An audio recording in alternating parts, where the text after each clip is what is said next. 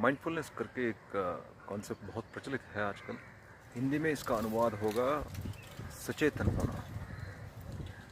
तो इसके बारे में अगर आपको जानना है मॉडर्न कॉन्टेक्स्ट में तो एंड तक ज़रूर देखें। ये सचेतन मन जो है, माइंडफुलनेस, इसको जानने से पहले हमको माइंड क्या है इसको जानना पड़ेगा। मन क्या है?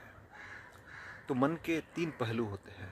मैंने इंग्लिश में इसको बनाया है FIT, जिस faculty of mind, intervention and thoughts करके। हिंदी में अगर हम अनुवाद करेंगे सारे 3 कैटेगरीज की, तो फैकल्टी ऑफ माइंड को हम बोल सकते हैं एक रिपोजिटरी के हिसाब से, उसको कोश बोला जा सकता है। इंटरवीनिंग कैपेसिटी ऑफ माइंड, इसको हम बोल सकते हैं मध्यस्थिका करना। और जो तीसरा है थॉट्स, इसको विचार बोल सकते हैं।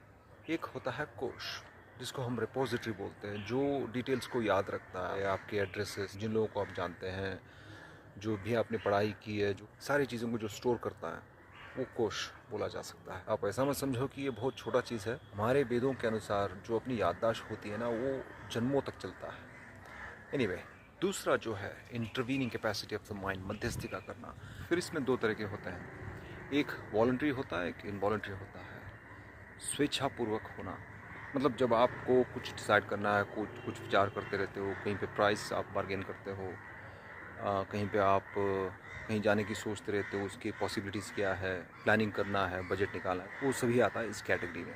और जो नॉन वॉलंटरी जो होता है, इसमें अगर सडनली कोई आप एक्सीडेंट होने की आवाज़ सुनते हैं तो चौंक जाते हैं, तो फिर मन उसमें दौड़ने लगता है। वो जो घटना है उसको अपने तरीके से परिशीलन करना, ये अपने लिए अच्छा ही होता है।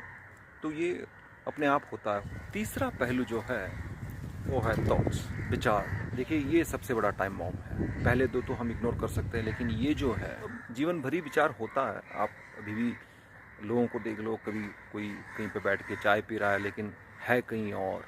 फिजिकली यहाँ पे है, यहाँ पे चाय पी रहा है, लेकिन मन कहीं और दौड़ रहा है। लोग बस में बैठे लोगों को देखो, आप ट्रैफिक में जाते हुए लोगों को देखो, वो चलते फिरते यहीं रहे, लेकिन है असल में कहीं और, कुछ और हो रहा है। मन में रहता है, मन चलते रहता है, या तो फ्यूचर में चलता है, या तो पास्ट में चलता है, या तो ये जो बीत गया है उसमें चलते रहता है कि ऐसे होना था, ऐसे हो तो अच्छा होता, ऐसे होता तो कैसे होता। अपने आप चलते रहता है। हम जितना भी कंट्रोल करें, ये कंट्रोल होता नहीं है, ये रुकता नहीं है। निरंतर चलने वाला मशीन जो है, उसी को हम मन बोलते हैं। या तो ये फ्यूचर में चलता है कि ऐसे होगा तो कैसे होगा, फिर क्या कर सकते हैं, ये प्लानिंग कर रहे हैं। वो हम सोचते हैं कि हम प्लानिंग कर रहे हैं, लेकिन वो प्लानिंग नहीं है, वो सिर्फ वरीइंग है वो।